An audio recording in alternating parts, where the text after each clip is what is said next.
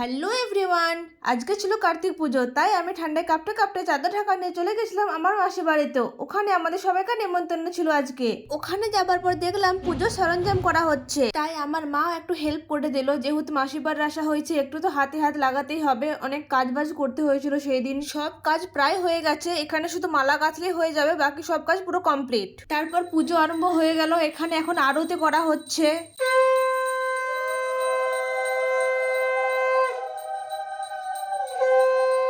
আরতি হয়ে যাওয়ার পর সবাইকে দিয়ে দেওয়া হলো আরতি নেবার জন্য। তারপর এখানে হোম যজ্ঞ করা হচ্ছে। পুজো শেষ হওয়ার পর কার্তিক পুজোর প্রসাদ দিয়ে দেওয়া হলো সবাইকে।